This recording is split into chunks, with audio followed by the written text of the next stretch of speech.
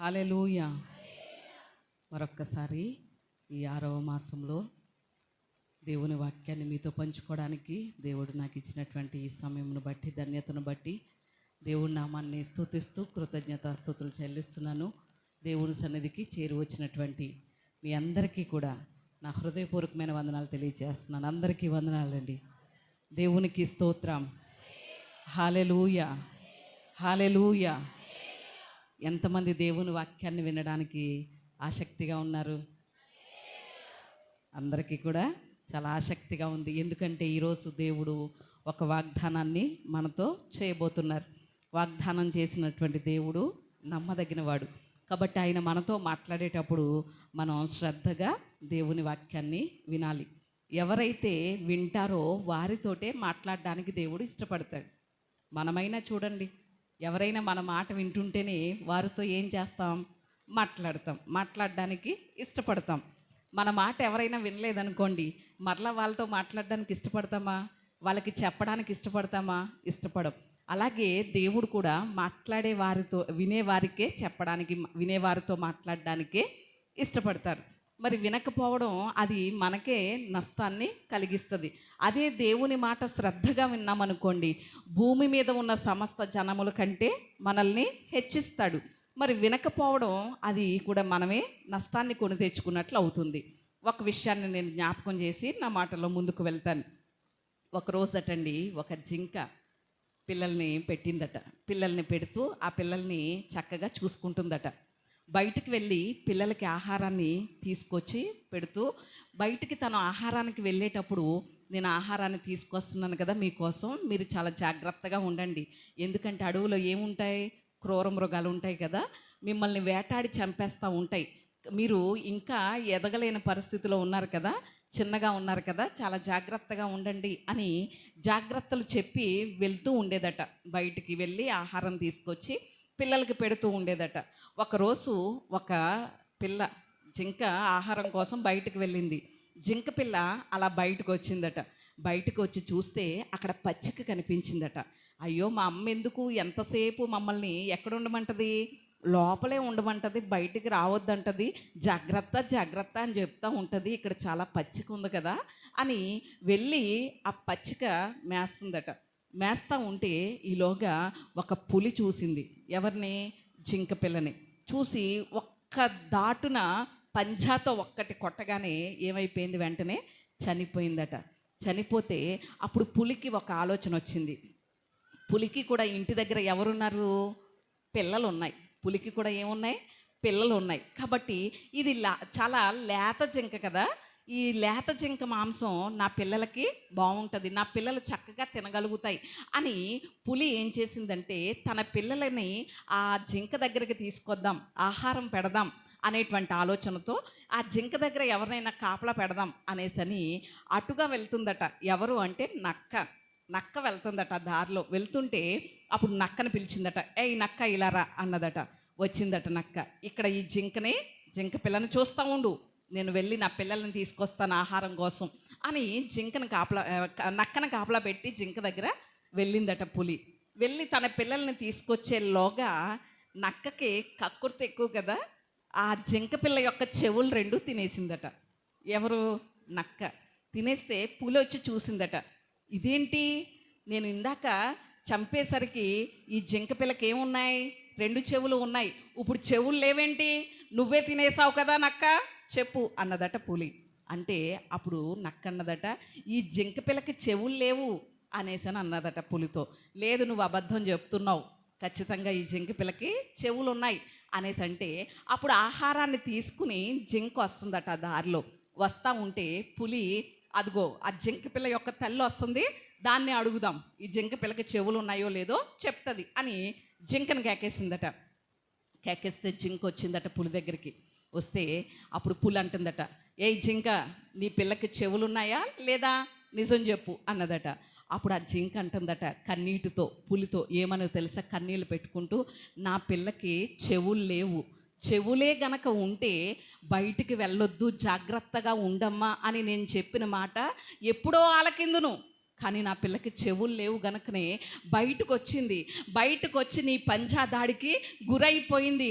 చెవులు లేవు గనుకనే ఈరోజు ఇలాగున మరణమైనటువంటి పరిస్థితుల్లో నీ బిడ్డలకి ఆహారంగా మారిపోయింది. నా పిల్లకి చెవులు లేవు అన్నదట జింక. మరి ఈరోజు ఇక్కడ దేవుని బిడ్డలుగా ఉన్నటువంటి మనం చాలాసార్లు దేవుడు మనతో మాట్లాడుతూ ఉంటే ఆ మాటలను ఆ జింక పిల్లలాగే వినకుండా త్రోసేసినటువంటి పరిస్థితుల్లో ఉంటున్నాం. కానీ దుష్టుడైనటువంటి అపవాది ఎలా తిరుగుతున్నాడు అంటే గర్జించు సింహం వలె ఎవరిని మృంగుదునా అని వాడు తిరుగుతూ ఉన్నాడు. అలాంటి భయంకరమైనటువంటి పరిస్థితుల్లో మనం ఉన్నప్పుడు ఖచ్చితంగా దేవుని మాట వింటే మనం ఏం చేయబడతాం చెప్పండి? కాపాడబడతాం. దేవునికి స్తోత్రం. ఆ మాట మన హృదయాల్లో ఉంచుకుని ఆ దుష్టుని యొక్క వలలో పడకుండా, దుష్టుని యొక్క కోరలకు చిక్కకుండా మనల్ని మనం కాపాడుకోగలుగుతాం. వేటిని బట్టి అంటే దేవుని మాటలను వినడాన్ని బట్టే. మరి ఈరోజు వినడం అంటే చెవుల వరకునే వింటున్నామా, విన్న మాటలు మన హృదయాల్లో ఉంచుకుంటున్నామా అనేది ఎంతైనా ఆలోచన చేయాలి. అందుకనే ప్రకటన గ్రంథంలో దేవుని వాక్యం సెలవిస్తుంది ఏంటో తెలుసా? ఆత్మ సంఘములతో చెప్పుచున్న మాట చెవి గలవాడు వినుగాక. మరి ఈరోజు మాకు జింక పిల్లలాగా చెవులు లేవు అన్న వాళ్ళు వినక్కర్లేదు. కానీ మాకు దేవుడు చెవులు ఇచ్చాడు, భౌతిక చెవులు ఇచ్చాడు, ఆత్మ చెవులు కూడా ఇచ్చాడు. మేము దేవుని మాటలు వింటాం అన్న వాళ్ళు ఒకసారి దేవునికి స్తోత్రం చెప్దామా? హల్లెలూయా. రండి, దేవుడు మనకిస్తున్నటువంటి వాగ్దానాన్ని మనం చదువుకుందాం. పరిశుద్ధ గ్రంథంలో నుండి ద్వితీయోపదేశ ఖండ గ్రంథం 33వ అధ్యాయం 26వ వచనం చదువుకుందాం. 33:26. యెషూరును దేవుని పోలిన వాడెవడునూ లేడు, ఆయన నీకు సహాయము చేయుటకు ఆకాశ వాహనుడై వచ్చును. దేవునికి స్తోత్రం. హల్లెలూయా. ఇక్కడ ఈరోజు దేవుడు ఈ జూన్ మాసంలో మనకిస్తున్నటువంటి వాగ్దానం ఏమిటి అని గనక మనం ఆలోచన చేస్తే, ఆయన మనకి సహాయం చేయడానికి ఎలా వస్తాడట? ఆకాశవాహనుడై వస్తాడట. దేవునికి స్తోత్రం. హల్లెలూయా. మరొక మాట కూడా చదువుకుందామా? దేవుడు మనతో సెలవిస్తున్నటువంటి మాట యెషయా గ్రంథం 41వ అధ్యాయం 10వ వచనం. 41:10. బూదిగంతముల నుండి నేను పట్టుకొని దాని కొనల నుండి పిలుచుకొనిన వాడా, నీవు నా దాసుడవనియు నేను నిన్ను ఉపేక్షింపక ఏర్పరచుకొంటిననియు నేను నీతో చెప్పి ఉన్నాను. నీకు తోడై ఉన్నాను. భయపడకుము, నేను నీ దేవుడనై ఉన్నాను. దిగులు పడకుము, నేను నిన్ను బలపరుతును. నీకు సహాయము చేయువాడను నేనే. దేవునికి స్తోత్రం. హల్లెలూయా. ఈరోజు దేవుడు మనకి ఇస్తున్నటువంటి వాగ్దానం, ఈ జూన్ మాసంలో గడిచినటువంటి 5 మాసములు కూడా దేవుడు 5 వాగ్దానాలు మనకి ఇచ్చాడు. ఇచ్చినటువంటి వాగ్దానము చేసినటువంటి దేవుడు నమ్మదగినవాడు. నమ్మదగిన రీతిగానే ఆయన వాగ్దానాన్ని ప్రతి ఒక్కరి జీవితంలో నెరవేర్పును అనుగ్రహిస్తూ వస్తున్నాడు. ఈ 6వ మాసంలో అడుగుపెట్టినటువంటి మనకి దేవుడిస్తున్నటువంటి వాగ్దానం ఏమిటి అనేసనంటే, నీకు సహాయం చేసేవాడని నేనే నీకు సహాయం చేస్తాను. ఎవరో సహాయం చేస్తారనుకుంటున్నావేమో, లేకపోతే మనుషులు సహాయం చేస్తారని సహాయం కోసం మనుషుల వైపు చూస్తున్నావేమో, అధికారులు సహాయం చేస్తారని సహాయం కోసం అధికారుల వైపు చూస్తున్నావేమో, ప్రభుత్వాలు సహాయం చేస్తాయని సహాయం కోసం ప్రభుత్వాల వైపు చూస్తున్నావేమో, లేకపోతే నా బంధువులు, స్నేహితులు, రక్త సంబంధులు నాకు సహాయం చేస్తారు అని సహాయం కోసం వారి వైపు చూస్తున్నావేమో.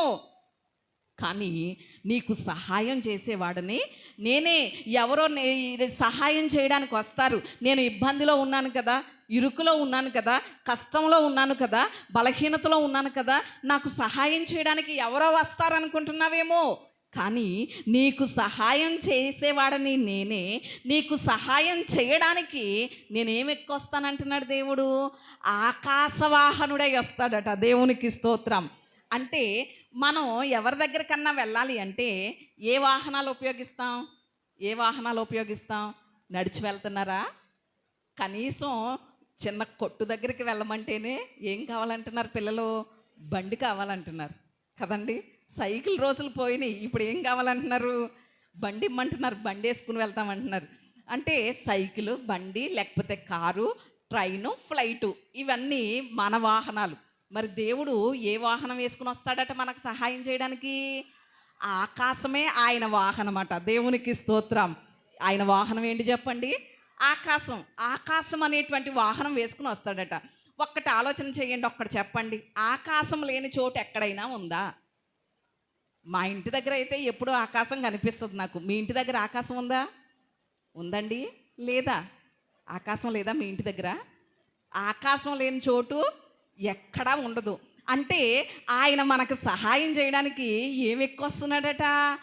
ఆకాశవాహనుడై వస్తున్నాడట. దేవునికి స్తోత్రం. హల్లెలూయా. ఆయన చెప్తున్నాడు, యెషూరూను. యెషూరూను అంటే ఇశ్రాయేలు అని అర్థం. ఈరోజు ఆయన పేరు పెట్టబడినటువంటి, ఆయన జనాంగంగా ఉన్నటువంటి మనతో చెప్తున్నాడు, యేసుక్రీస్తు మహిమ మందిరంలో ఉన్నటువంటి నా ప్రజలారా, నా బిడ్డలారా, మీకు సహాయం చేయడానికి ఎవరో వస్తారని ఎదురు చూస్తున్నారేమో. ఏ దిక్కు నుండైనా మీకు సహాయం కలుగుతుంది అనుకుంటున్నారేమో. కానీ మీకు సహాయం చేయడానికి ఆకాశ వాహనుడైనై నేనే మీ యొద్దకు వస్తాను అంటున్నాడు. దేవునికి స్తోత్రం. హల్లెలూయా. మరి ఈరోజు సహాయం కోసం ఎన్నెన్నో ఎదురు చూపులు చూస్తూ ఉంటున్నాం. ఎవరెవరి వైపో చూస్తున్నాం, ఎవరెవరినో ఆశ్రయిస్తున్నాం. కానీ దేవుడే మనకు సహాయం చేయడానికి వస్తున్నాడు. ఆయనే సహాయం చేస్తాడు. ఈరోజు మనుషుల సహాయం ఎంతవరకు చెప్పండి? ఎంతవరకు మనకు సహాయం చేయగలుగుతారు? ఎంతవరకును? ఒకరోజు అటండి ఒక వ్యక్తి అన్నాడట ఒక వ్యక్తితో, ఏమనో తెలుసా? అయ్యయ్యయ్యో, అస్సలు నువ్వేమీ కూడా మొహమాట పడొద్దు. నీకు ఏ సమయంలో ఎలాంటి సహాయం కావాలన్నా కాకితో కబురు పంపించు. ఎవరితోనట? కాకితో కబురు పంపిస్తే నేను వాలిపోయి నీకేం చేస్తాను? సహాయం చేస్తాను అన్నాడట. తీరా యువతల వ్యక్తికి కష్టం వచ్చింది. కష్టం వస్తే అసలు సహాయం అడుగుదాం అనుకోలేదు. కానీ ఆయన ఎంతో ఇదిగా చెప్పాడు కదా, కాకితో కబురు పంపించు చాలని చాలా నమ్మకంగా చెప్పాడు కదా. సర్లే సహాయం చేస్తానన్న వాళ్ళని ఎందుకు వద్దనాలి అన్న రీతిలో యువతల వ్యక్తి సహాయం కోసం ఏం చేశాడు? ఫోన్ చేశాడట. కాకితో కబురు అన్నాడు కదా, ఫోన్ చేశాడట. ఫోన్ చేస్తే అవతల వ్యక్తి అంటాడు, అయ్యయ్యయ్యో, నిన్నటి వరకు ఉన్నాయి నా దగ్గర, కానీ ఈరోజే లేవు. అయ్యో, నీకు చేద్దామని ఇంతవరకు చూశాను, ఏ సమయం వస్తుందో సహాయం చేద్దామని. కానీ అయ్యో, ఇప్పుడు నా దగ్గర లేని పరిస్థితుల్లో నువ్వు సహాయం అడుగుతున్నావా? అయ్యయ్యో, చేయలేకపోతున్నాను, ఏమనుకోద్దే.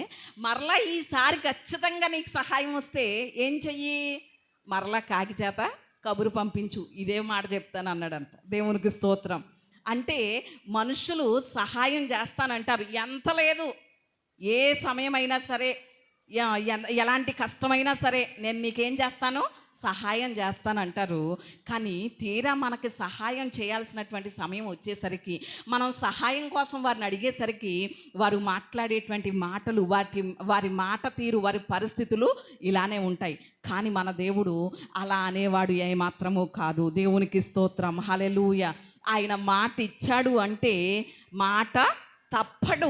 వాగ్దానం చేశాడు అంటే ఆ వాగ్దానాన్ని నెరవేర్చే దేవుడు, నమ్మదగిన దేవుడు. దేవునికి స్తోత్రం. హల్లెలూయా. ఈరోజు ఆయన మనకి సహాయం చేయడానికి సిద్ధంగా ఉన్నాడు. అందుకని నేనే మీకు సహాయం చేస్తానని చెప్తున్నాడు. మరి ఈరోజు ఆయన ఒకవేళ మనుషుల దగ్గరికి మనం వెళ్తే కొన్ని రీతులుగానే సహాయం చేయవచ్చు. కొన్నే సహాయం చేయగలుగుతారు. అన్ని రీతులుగా మనకు సహాయం చేయగలుగుతారా అంటే వారి దగ్గరే అన్ని పరిస్థితులు ఉండవు. మరి మనకి ఇంకా అన్ని రీతులుగా ఎలా చేస్తారు? కానీ మన దేవుడు అన్ని రీతులుగా మనకు సహాయం చేయగలడు. ఏ రీతిగా అంటే ఏ పరిస్థితుల్లో ఆయన సహాయం చేయగలడో ఒక 3 మాటలు చెప్పి ఆ సహాయాన్ని మనం పొందుకోవాలంటే ఏం చేయాలో కొన్ని మాటలు నేర్చుకుందాం. ఆయన సహాయం 3 రకాలుగా ఉంటుంది. 3 రకాలైన సహాయాన్ని చేస్తాడు. మొదటిది ఏంటి అనేసనంటే 46వ కీర్తన మొదటి వచనం చూద్దాం. 46వ కీర్తన మొదటి వచనంలో కనుక మనము ఆలోచన చేస్తే ఆయన సహాయం ఎలా ఉంటుంది అంటే, దేవుడు మనకు ఆశ్రయమును దుర్గమునై ఉన్నాడు, ఆపత్కాలములో ఆయన నమ్ముకొనదగిన సహాయకుడు. దేవునికి స్తోత్రం. ఆపద కాలములో ఎవరట ఆయన? నమ్ముకొనదగిన సహాయకుడట. అంటే ఆపద సమయంలో మనుషులు ఎవరు కాదు? నమ్ముకొనదగిన వారు కాదు. కానీ మనం ఆరాధిస్తున్నటువంటి దేవుడు, మనం సేవిస్తున్నటువంటి దేవుడు, మనము నమ్ముకున్నటువంటి దేవుడు మన ఆపద సమయములో నమ్ముకొనదగిన సహాయకుడు. సహాయం కోసం ఎంతైనా ఆయన్ని నమ్మొచ్చు అని ఇక్కడ కీర్తనకారుడు చెప్తున్నాడు. ఈ మాట ఏ పరిస్థితుల్లో వ్రాయబడింది అనేసనంటే యోధ జాతిని, ఆ యోధ ప్రజలను, ఆ గోత్రాలని ఎవరు పరిపాలన చేస్తున్నారు అంటే రాజైన హిజ్కియా పరిపాలన చేస్తున్నాడు. రాజైన హిజ్కియా ఆ యెరూషలేము ప్రాంతాన్ని పరిపాలన చేస్తుండగా ఆ యెరూషలేము ప్రాంతాన్ని ముట్టడి వేయడానికి అష్షూరు రాజైనటువంటి సన్హెరీబు అనేటువంటి రాజు వచ్చాడు. ఆ యెరూషలేము పట్టణాన్ని పట్టుకోవాలి, చెరగా పట్టుకెళ్ళిపోవాలి, ఆ రాజ్యం మీద విజయం పొందాలి అని అష్షూరు రాజైనటువంటి సన్హెరీబు వచ్చాడు. సన్హెరీబు రాకముందు తన సేవకుడైనటువంటి వ్యక్తి రబ్షాకే అనేటువంటి వ్యక్తిని పంపించాడు. ఆ రబ్షాకే వచ్చి ఎలాంటి మాటలు మాట్లాడుతున్నాడంటే, ఇశ్రాయేలీల్ని ఎలాంటి మాటలు మాట్లాడుతున్నాడంటే, దేవుని ప్రజల్ని యెరూషలేము పట్టణం చుట్టూ ముట్టడి వేసేశారు. ఇక వీరు పట్టణంలోంచి బయటికి వెళ్ళడానికి లేదు. ఆహారం కావాలి అంటే, నీరు కావాలంటే ఎక్కడికి వెళ్ళాలి? బయటికి వెళ్ళాలి కదా. వీళ్ళేమో బయటికి వెళ్ళట్లేదు, చుట్టూ ప్రాకారాల లోపలే ఉన్నారు యెరూషలేము పట్టణస్థులు. ఉంటే అలాంటప్పుడు ఆ ప్రాకారం మీద తిరుగుతూ రబ్షాకే మాట్లాడే మాటలు ఎలా ఉన్నాయో తెలుసా? మీరు యోధారాజు అయినటువంటి హిజ్కియాని ఎందుకు నమ్ముకుంటున్నారు? ఆయన ఆశ్రయిస్తున్న దేవుణ్ణి ఎందుకు నమ్ముకుంటున్నారు? మీ దేవుడు ఏమైనా మీకు సహాయం చేస్తారనుకుంటున్నారా? మేము ఇంతకుముందు షోమ్రోను దేశానికి వెళ్ళాం. ఆ షోమ్రోను దేవతలు కానీ, అస్తారోతు దేవతలు కానీ ఆ దేశాలను ఏమైనా రక్షించినాయి అనుకుంటున్నారా? ఏ దేవత ఏ దేశాన్ని, ఏ రాజ్యాన్ని రక్షించలేకపోయింది మా రాజు చేతిలో నుండి. ఇప్పుడు మీ దేవుడు కూడా మిమ్మల్ని రక్షించలేడు. మీ దేవుడు కూడా మీ దేశాన్ని రక్షించలేడు, కాపాడలేడు. మా చేతిలో నుండి మీరు తప్పించుకోవడానికి మీ దేవుడు ఏ మాత్రం మీకు సహాయం చెయ్యడు అని రబ్షాకే మాట్లాడుతున్నాడు. మీరు బయటికి రావట్లేదు కదా. మీ రాజు దేవుని మందిరంలోకి వెళ్ళి ప్రార్థన చేస్తుంటే మీ రాజు చెప్పిన మాటలు మీరు వింటున్నారు కదా. హిజ్కియా వచ్చి ప్రజలతో ఏమని చెప్తున్నాడు? యెహోవాను నమ్ముకోండి, ఆయన మనకి సహాయం చేస్తాడని హిజ్కియా దేవుని మందిరంలోకి వెళ్ళి ప్రార్థన చేస్తూ మాటలు చెప్తా ఉంటే ఈ రబ్షాకే ఎలాంటి మాటలు మాట్లాడుతున్నాడో తెలుసా? మీ మలం మీరు తింటారా, మీ మూత్రం మీరు తాగుతారా, బయటికి రాకుండా ఎన్నాళ్ళని ఉంటారు అని విపరీతమైనటువంటి వ్యాఖ్యలు చేస్తున్నాడు, విపరీతమైన మాటలు మాట్లాడుతున్నాడు రబ్షాకే. అలాంటి సమయంలో హిజ్కియా వచ్చాడు. హిజ్కియా వచ్చి దేవుని మందిరంలో, ప్రభువా, ఎలాంటి ఆపద సమయమైనా సహాయం చేయగలిగిన వాడవు, మేము నమ్ముకోవడానికి ఆశ్రయమైనటువంటి వాడవు నీవే కదా, మాకు సహాయం చెయ్యవా అని అక్కడ ఉన్నటువంటి కోరాహు కుమారులతో చెప్పినప్పుడు ఒక పాట రాశారు వాళ్ళు. పాట రాసి ఆ కోరాహు కుమారులకి ఇచ్చినప్పుడు వాళ్ళు పాడిన పాటే ఈ 46వ కీర్తన. దేవునికి స్తోత్రం. అంటే వాళ్ళు ఎలాంటి సమయంలో పాట పాడుతున్నారో చూడండి, ఎలాంటి సమయంలో దేవుని మందిరానికి వచ్చి దేవుణ్ణి స్తుతిస్తున్నారో చూడండి. వాళ్ళకి ఎంత ఆపద!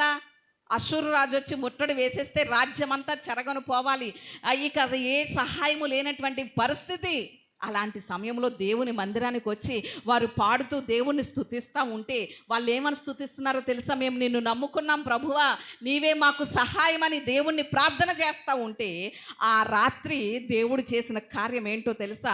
అష్షూరు సైన్యం, విపరీతమైన సైన్యం, చాలా లెక్కలేనంత సైన్యం.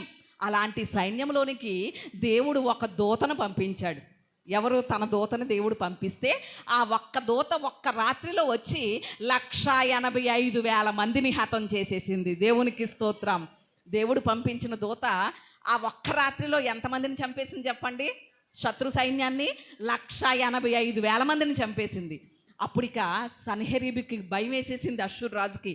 అయ్యి బాబోయ్, ఇలాంటి దేవుడా వీళ్ళ దేవుడు అని ఒక్కసారిగా భయం వేసి పారిపోయి వాళ్ళ దేశానికి వెళ్ళిపోయి వాళ్ళ దేవత గుళ్ళో మొక్కుతూ ఉంటే తన సొంత కొడుకులు వచ్చి ఆ రాజుని చంపేశారు, అష్షూరు రాజుని. అంటే హిజ్కియాకి యుద్ధం చేయలేదు, వాళ్ళతో పోరాడలేదు, గుర్రాలు వేసుకుని వెళ్ళి యుద్ధం చేయడం, కత్తులు దోల్చడం, విల్లు ఎక్కుపెట్టడం, ఇలాంటి పనులు ఏమీ చేయలేదు హిజ్కియా. దేవుణ్ణి నమ్ముకున్నాడు, దేవుని సహాయం కోసం అర్థించాడు. దేవుడు ఎలాంటి ఆశ్చర్యకరమైన సహాయాన్ని అందించాడు అంటే ఇక్కడ మొట్టమొదటిగా దేవుడు ఎలాంటి సహాయాన్ని అందిస్తాడని ఈ మాటల్లో మనం ఆలోచన చేయాలి అంటే భౌతికంగా, అంటే ఫిజికల్గా ఇక్కడ యుద్ధం అనేది ఏంటి చెప్పండి? భౌతిక సంబంధమైనది. అంటే భౌతిక సంబంధంగా మన మీదకి ఎలాంటి ఉగ్రత వచ్చినా, ఎలాంటి ఆపద వచ్చినా కూడా దేవుడు మనకేం చేయగలడు? సహాయం చేయగలడు. దేవునికి స్తోత్రం. అంటే మొట్టమొదటిగా ఆయన మనకి ఫిజికల్గా సహాయం చేస్తాడు, భౌతికంగా సహాయం చేస్తాడు. అంటే ఎలాంటి ఆపద సమయంలో మనమున్నా సహాయం చేసే దేవా అని ఆయన వైపు చూస్తే కనుక ఆయన తప్పక తన సహాయాన్ని అందిస్తాడు. ఇదివరకు ఒకసారి నేను గుర్తు చేసే ఉంటాను. ఒక మత్స్యకారుడి యొక్క కుటుంబం ఉంది. మత్స్యకారులు అంటే పల్లి వాళ్ళు అన్నమాట, భార్యాభర్తలు. ఆయన వేటకు వెళ్తూ ఉండేవాడు, భర్త మత్స్యకారుడు. వేటకు వెళ్తూ ఉన్నప్పుడు ఈ భార్య దేవుని సన్నిధికి వెళ్తూ ఉండేది. భర్తకి దేవుడు అంటే ఇష్టం లేదు. భర్త వేటకు వెళ్ళి 10 రోజులకు ఒకసారి, వారం రోజులకు ఒకసారి, అంటే సముద్రం మీద వేటకు వెళ్తే ఎన్ని రోజులకు వస్తారో తెలియదు కదా, ఒక్కొక్కసారి 20 రోజులు పట్టేది. అలా వేటకు వెళ్ళి కొన్ని రోజుల తర్వాత వస్తూ ఉండేవాడు భర్త. ఈలోగా భర్తకి దేవుడు అంటే ఇష్టం కాదు కదా, ఈమె భర్త వచ్చేలోగా మందిరానికి వెళ్ళడం, దేవుని స్తుతించడం, ఆరాధించడం చేస్తూ ఉండేది. భర్త వచ్చే సమయానికి ఇంటి దగ్గర ఉండేది. ఒకరోజు ఆమెకు అనిపించింది, ఇన్ని కార్యాలు దేవుడు చేస్తున్నాడు, నా భర్త ఎన్నోసార్లు సముద్రం మీదకి వేటకు వెళ్ళినప్పుడు దేవుడు కాపుదల ఇస్తున్నాడు కదా, భద్రత ఇస్తున్నాడు కదా, కృతజ్ఞత కూడిక పెట్టుకోవాలి అనే ఆలోచన వచ్చింది. ఆలోచన వచ్చిందే తరువాయి ఇక లేట్ చేయకూడదు దేవుని కార్యాలు అని చెప్పి ఆ రోజే పెట్టేయమంది. ఆదివారం చర్చికి వెళ్ళింది, మందిరానికి వెళ్ళింది, పాస్టర్ గారితో మాట్లాడి ఈరోజే పెట్టేయండి మా ఇంటి దగ్గర, మరలా నా భర్త వచ్చేస్తాడు కాబట్టి పెట్టుకోవడానికి ఉండదు, ఈరోజే మా ఇంటి దగ్గర కృతజ్ఞత కూడికి పెట్టేయండి అంటే, సర్లే అమ్మ తగిన ఏర్పాట్లన్నీ నేను చూసుకుంటానులే, భోజనాలు ఇవన్నీ కూడా వండి ఇచ్చేస్తానని పాస్టర్ గారు మాట ఇచ్చి ఆ రోజు నైట్కే కృతజ్ఞత కూడిక ఏర్పాటు చేసేసారు. కూడిక జరుగుతుంది. ఈలోగా ఆమె కూర్చుని దూరం నుంచి చూస్తే ఎవరు కనిపిస్తున్నారు? భర్త రావడం కనిపిస్తుంది. ఎవరు కనిపిస్తున్నారు చెప్పండి? భర్త వచ్చేస్తున్నాడు వేట నుండి. అయ్యో అదేంటి 2 రోజులే కదా అయ్యింది వేటకెళ్ళి, ఇంత తొందరగా ఎప్పుడు రాలేదు, ఈ రోజు వచ్చేస్తున్నాడు ఏంటి అని వణుకొచ్చేస్తుంది ఆమెకి. ఏమంటాడో అనేసని, ఏం తిట్టేస్తాడో, ఏం కొట్టేస్తాడో అని భయం వేసేస్తుంది. భర్త దూరంగా ఉండగా ఎదురెళ్ళిపోయి అదేంటండి 2 రోజులకే వచ్చేసారు వేటకి అనేసనంటే, అక్కడ మన ఇంటి దగ్గర ఏం జరుగుతుంది అనేసని కోపంగా అన్నాడు. అంటే ప్రార్థన పెట్టిస్తున్నానండి అనేసని మళ్ళీగా చెప్పింది భార్య. ఇలాంటి ఎప్పటి నుంచి మొదలు పెట్టావు, నాకు ఇష్టం ఉండదని తెలుసు కదా అనేసి అన్నాడు. లేదండి ఈసారికేనండి అనేసానంటే, సరే అయితే తొందరగా కానిచ్చేమని పాస్టర్ గారిని, ఆ నులక మంచం ఇలా ఇవ్వి అని చెప్పి ఆ మంచం అక్కడ రోడ్డు మీద వేసుకుని పడుకున్నాడట. పడుకుంటే ఈలోగా పాస్టర్ గారి దగ్గరకు వచ్చి, అయ్యగారు తొందరగా ముగించేయండి, మా ఆయన గారు వచ్చేసారంటే ఇక పాటలు ఆపేసి పాస్టర్ గారు వాక్యంలోకి వెళ్ళిపోయి వాక్యం చెప్తున్నారు. ఆయన ఆపత్కాలంలో నమ్ముకొనదగిన సహాయకుడు అనే మాటలు పాస్టర్ గారు చెప్తా ఉంటే, ఆ మాటలు చెవుల్లోకి వెళ్ళకూడదని చెవులు మూసుకుంటున్నాడు, కానీ పదే పదే ఈ మాట ఆయన చెవుల్లోకి వెళ్ళిపోతుంది. ఏ మాట? ఆపత్కాలంలో నమ్ముకొనదగిన సహాయకుడు అనే మాట ఆయన చెవుల్లోకి వెళ్ళిపోతుంది. ప్రార్థన అయిపోయింది, ముగించుకుని ఎవరింటికి వాళ్ళు వెళ్ళిపోతే అప్పుడు, నేను లేనప్పుడు నువ్వు చర్చికి వెళ్ళిపోతున్నావా, ఇలాంటి పనులు చేస్తున్నావా, ఇక ముందు వెళ్ళడానికి వీర్లేదు అని 2 సీసీ కెమెరాలని కాపలా పెట్టాడు. సీసీ కెమెరాలు అంటే అర్థమైనయా? ఇప్పుడు ఈ సీసీ కెమెరాలు మనం పెట్టుకున్న కరెంటు సీసీ కెమెరాలు అనుకోండి, మనం ఎటువైపుకి కెమెరా పెడితే అటువైపే చూపిస్తాయి కదా, కానీ 2 ముసలమ్మల్ని కాపలా పెట్టాడు. ఆ సీసీ కెమెరాలు అనుకోండి, ఆ ముసలమ్మలనే సీసీ కెమెరాలు అనుకోండి, మొత్తం అన్నీ అబ్జర్వ్ చేసేస్తూ ఉంటాయి. నా భార్య గుడికి వెళ్ళడానికి లేదు, దేవుని సన్నిధికి వెళ్ళడానికి లేదు, పాస్టర్ గారు మా ఇంటికి వచ్చి ప్రార్థన చేయడానికి లేదు అని 2 సీసీ కెమెరాలను పెట్టి వేటకు వెళ్ళాడట. వేటకు వెళ్తే సముద్రంలో వీళ్ళు వేటకు వెళ్ళినప్పుడు, సముద్రం మధ్యలోకి వెళ్ళినప్పుడు సడన్గా తుఫాన్ వచ్చింది సముద్రంలో. ఏ టయానికి ఎలా ఉంటుందో సముద్రం తెలియదు కదా. తుఫాన్ వస్తే ఇక ప్రమాదంలో చిక్కుపోయినటువంటి పరిస్థితిలో ఇక చనిపోతాం అనే పరిస్థితి వచ్చేసింది. అప్పుడు సడన్గా గుర్తొచ్చిందట, పలానా రోజు వాళ్ళ ఇంటి దగ్గర ప్రార్థన తన భార్య పెట్టించుకున్నప్పుడు పాస్గా చెప్పిన వాక్యం ఏంటి? ఆపత్కాలములో నమ్ముకొనదగిన సహాయకుడు యేసయ్య అనే మాట గుర్తొచ్చి, ఓహో ఆపద సమయంలో ఆయన సహాయం చేస్తాడా అనే ఆలోచన వచ్చి, అక్కడ ఆ సముద్రము మధ్యలో ఇక చనిపోయేటువంటి పరిస్థితి, భయంకరమైన ఆ తుఫాను కలిగిన పరిస్థితిలో ప్రార్థన చేస్తున్నాడట. ఆపత్కాలంలో నమ్ముకొనదగిన సహాయకుడా, నాకు సహాయం చేయవా, ఈ ఆపదలో నుండి తప్పించవా అని ప్రార్థన చేస్తే ఆ తుఫాన్ అంతా నిమ్మలమైపోయింది. క్షేమంగా గృహానికి వచ్చిన వెంటనే భార్యతో అంటున్నాడు, ఏమనో తెలుసా, చర్చికి వెళ్ళడం మానేసావా అంటే, మానేశానండి, మీరు మానేయమన్నారు కదా అన్నదట. లేదు నడు మన ఇద్దరం కలిసి ఎక్కడికి వెళ్దాం? చర్చికి వెళ్దాం. నేను ఈరోజు ఆపదలో ఉన్నప్పుడు నాకు సహాయం చేసినటువంటి దేవుణ్ణి నేను కూడా అంగీకరిస్తాను అన్నాడట. దేవునికి స్తోత్రం, హల్లెలూయా. అంటే మన దేవుడు ఎలాంటి ఆపదలోనైనా మనకేం చేస్తాడు చెప్పండి? సహాయం చేస్తాడు. మనుషులు ఒకవేళ మనం ఆపదలో ఉన్నప్పుడు వారు సహాయం చేయడానికి ఇష్టం లేక ముఖం చాటేయచ్చు, కానీ మన దేవుడు అలా చాటేసే దేవుడు కాదు. ఆయన మన ఆపదలో ప్రతి సమయంలో కూడా మనకు సహాయం చేయడానికి సిద్ధంగా ఉన్నాడు. అంటే మొట్టమొదటిగా ఆయన సహాయం ఎలా చేస్తాడు అంటే భౌతికంగా చేస్తాడు, ఫిజికల్గా. రెండవది ఎలా చేస్తాడు అంటే స్పిరిచువల్గా చేస్తాడు, అంటే ఆధ్యాత్మికంగా కూడా ఆయన మనకి సహాయం చేస్తాడు. రండి, అపోస్తలుడైనటువంటి పౌలు రోమీలకు రాసినటువంటి పత్రిక 8వ అధ్యాయం 26వ వచనం చదువుకుందాం. 8:26. అటువలే ఆత్మయు మన బలహీనతను చూచి సహాయము చేయుచున్నాడు. ఎలాగనగా మనము యుక్తముగా ఎలాగూ ప్రార్థన చేయవలనో మనకు తెలియదు కనుక ఉచ్చరింప సఖ్యము కాని మూలుగులతో ఆ ఆత్మ తానే మన పక్షముగా విజ్ఞాపనము చేయుచున్నాడు. దేవునికి స్తోత్రం, హల్లెలూయా. ఇక్కడ పౌలు గారు రోమా సంఘంతో చెప్తున్నటువంటి మాట ఏమనంటే, మన బలహీనతలు ఎరిగినటువంటి దేవుడు మనకేం చేస్తున్నాడట? సహాయం చేస్తున్నాడట. ఏం చేస్తున్నాడు చెప్పండి? సహాయం. ఏ విషయంలో సహాయం చేస్తున్నాడు అంటే, మనం చాలాసార్లు ఏమనుకుంటామో తెలుసా? దేవుని సన్నిధిలో ఇంత ప్రార్థన చేస్తున్నానే, నా ప్రార్థనకు సమాధానం రావట్లేదేంటి? నేను ఇంత ప్రార్థన చేసినా దేవుడు నా ప్రార్థన ఆలకించట్లేదేంటి అనుకుంటాం. కానీ అసలు మనకు ముందు మన ప్రార్థనకి జవాబు రావడం సంగతి ప్రక్కన పెడితే, దేవుణ్ణి ఎలా అడగాలో, ఎలా ప్రార్థన చెయ్యాలో కూడా మనకేం రాదు, చేత కాదు. అవునంటారా కాదంటారా? చాలాసార్లు మనకి మాట్లాడే విషయంలో కూడా ఎవరితో ఎలా మాట్లాడాలో, ఎవరిని ఎలా గౌరవించాలో కూడా తెలీదు. మనుషులతో మాట్లాడడమే రాదు, ఇక దేవుని సన్నిధిలో మోకరించి ప్రార్థన చేయడం ఏమొస్తుందో చెప్పండి మనకి? అలా మనకి ప్రార్థన చేయడం కూడా రాదని, మనం బలహీనులమని ఎరిగి దేవుడు తన ఆత్మ ద్వారా మనకేం చేస్తున్నాడట? ప్రార్థన చేయడానికి సహాయం చేస్తున్నాడట. దేవునికి స్తోత్రం. అంటే మనం ఎలా అడిగితే ఆయన సమాధానం ఇస్తాడో, ఎలా ప్రార్థన చేస్తే మనకి కార్యం చేస్తాడో, ఎలాగున ఆయన సన్నిధిలో మొర్ర పెడితే ఆయన ఆలకిస్తాడో, అలా మొర్ర పెట్టడానికి, అలా ప్రార్థన చేయడానికి ఆత్మ మనకేం చేస్తుందో చెప్పండి? సహాయం చేసి మనల్ని ప్రార్థించేలా చేస్తుంది. అంటే ఆయన భౌతికంగా సహాయం చేయగలడు. రెండు, ఎలా సహాయం చేస్తాడు? ఆత్మీయంగా కూడా మనకేం చేస్తున్నాడు? సహాయం చేస్తున్నాడు. మూడవదిగా ఆయన మనకి ఎలా సహాయం చేస్తాడు అనేసని కనుక మనం ఆలోచన చేస్తే, హెబ్రీలకు రాసినటువంటి పత్రిక 2వ అధ్యాయం 18వ వచనం చదువుకుందాం. తాను శోధింపబడి శ్రమ పొందెను గనుక శోధింపబడు వారికి సహాయము చేయగలవాడై ఉన్నాడు. దేవునికి స్తోత్రం, హల్లెలూయా. ఇక్కడ మూడవదిగా దేవుడు ఎవరికి సహాయం చేస్తాడు, ఎలా సహాయం చేస్తాడు అనేసనంటే, మానసికంగా, మెంటల్గా కూడా ఆయన సహాయం చేస్తాడు. అంటే ఇక్కడ యేసయ్య ఎలాగైతే శోధించబడ్డాడో, అలాగే ఈరోజు భూమి మీద ఉన్నటువంటి మనకి కూడా ఏం ఎదురవుతాయి? శోధన అనేది ఎదురవుతూ ఉంటుంది.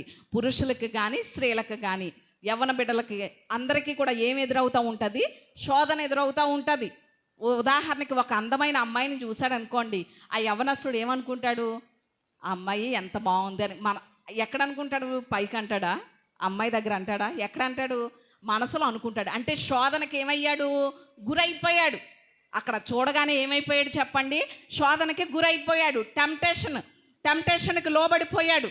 అలాగున మనం శోధనలో పడిపోతున్నాం కనుక, శోధనలో పడకుండా మనం మానసికంగా కూడా శోధనని జయించడానికి ఆయన ఏం చేస్తాడట? మనకి సహాయం చేస్తాడు. దేవునికి స్తోత్రం. మానసికంగా మనల్ని బలపరుస్తాడు.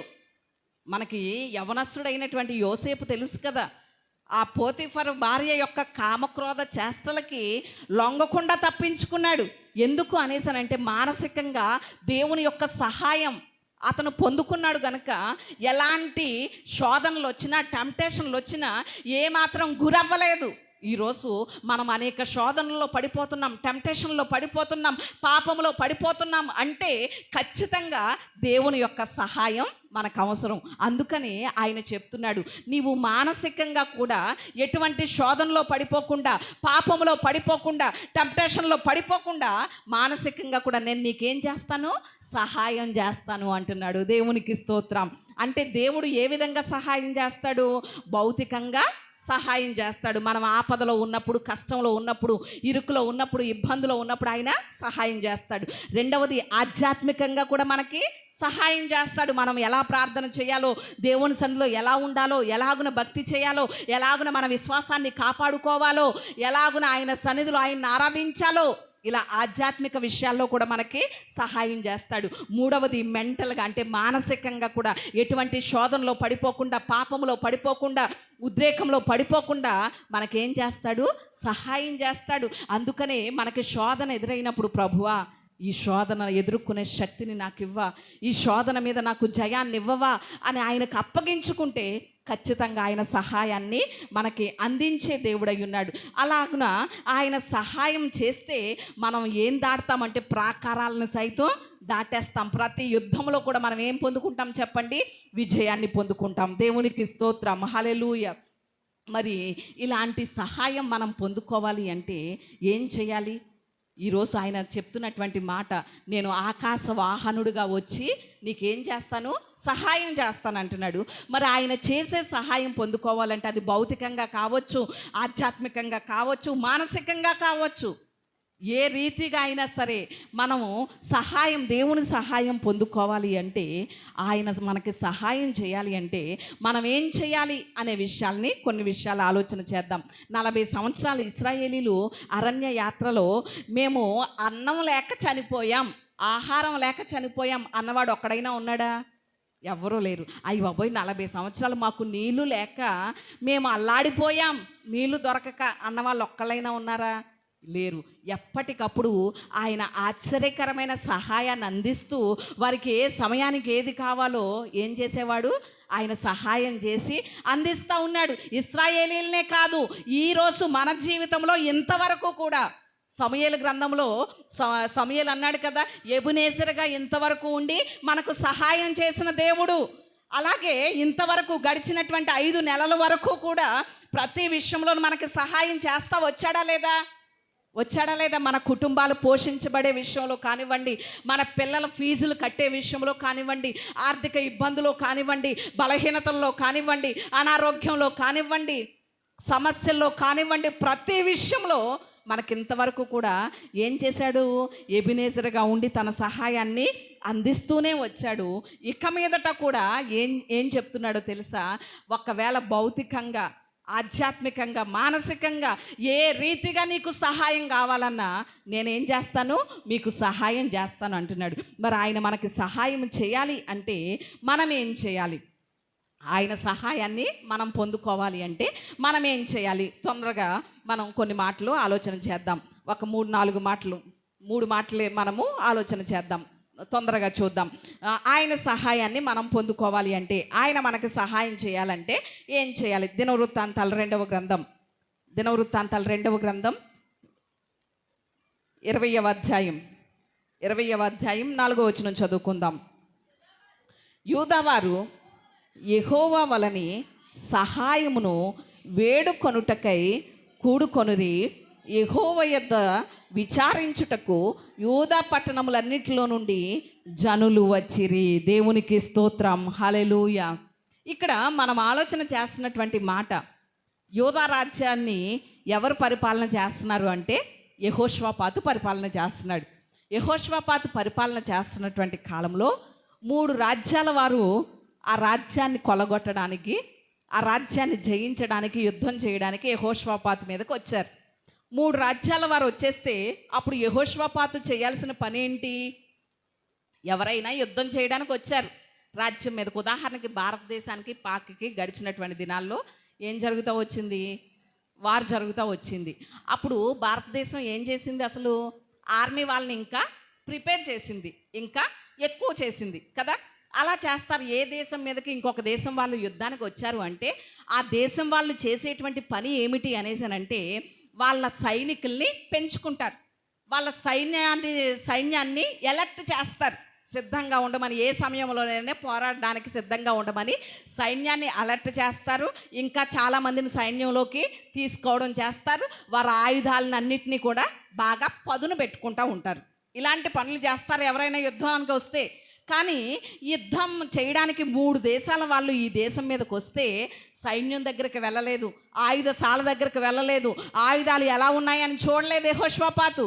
మొట్టమొదటిగా ఎక్కడికి వెళ్ళాడు అంటే, ప్రభువా మాకు సహాయం చేయగలిగిన వాడువు నీవే కదా. ఏ పరిస్థితిలోనైనా, ఎలాంటి కష్టమైనా, ఎలాంటి ఇబ్బంది అయినా, ఎలాంటి శోధన అయినా, ఎలాంటి శ్రమ అయినా కూడా సహాయం చేయగలిగిన వాడు నీకన్నా మాకెవరూ లేరు కదా అని సహాయం కోసం వేడుకోవడానికి, ప్రార్థన చేయడానికి ఎక్కడికి వచ్చాడు? దేవుని సన్నిధికి వచ్చాడు. దేవునికి స్తోత్రం, హల్లెలూయా.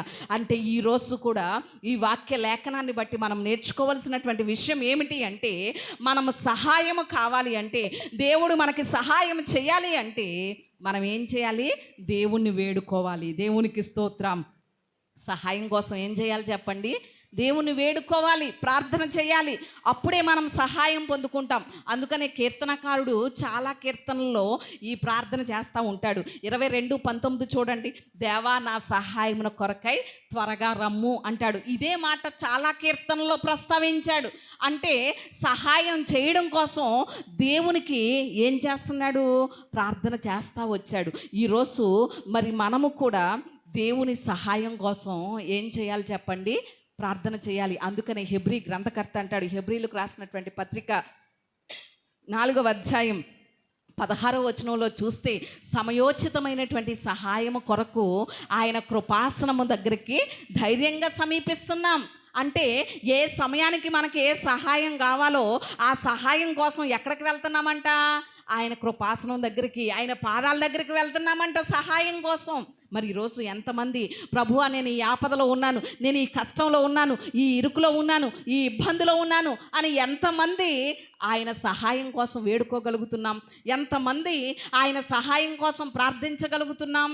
ఆలోచన చేయాలి. ఈరోజు మనకి ఏదైనా కష్టం వస్తే మనుషుల దగ్గరికి వెళ్తున్నాం సహాయం చేయమని, మనుషుల్ని అర్థిస్తున్నాం, బంధువుల దగ్గరికి వెళ్తున్నాం, స్నేహితుల దగ్గరికి వెళ్తున్నాం. కానీ దేవుని సన్నిధికి వచ్చి ప్రార్థన చేస్తే మనకు ఆయన తప్పక ఏం చేస్తాడు చెప్పండి? సహాయం చేస్తాడు. అలా దేవుని పాదాల దగ్గరకు వచ్చిన వాళ్ళని ఏమన్నా ఆయన త్రోసివేసేసాడా? మత్తయి సువార్త 15వ అధ్యాయం 25వ వచనంలో చూస్తే, అక్కడ మీరు నోట్ చేసుకోండి, ఇంటికి వెళ్ళిన తర్వాత చదువుకోండి. అక్కడ మనకు ఒక స్త్రీ కనిపిస్తుంది. ఆ స్త్రీ ఎవరు అంటే కనాను స్త్రీ. ఎవరు చెప్పండి? కనాను స్త్రీ. తన కుమార్తెకి దెయ్యం పట్టింది. దెయ్యం పడితే ఆ దెయ్యాన్ని నుండి విడుదల పొందడానికి, తన కుమార్తె బాగుపడాలని ఎక్కడికి వచ్చింది అంటే యేసయ్య పాదాల దగ్గరకు వచ్చి, ప్రభువా ఏమంటుంది అక్కడ? నాకు సహాయం చెయ్యవా అనేసని కనాను స్త్రీ ఎవరిని అడుగుతుంది? యేసయ్యని అడుగుతుంది.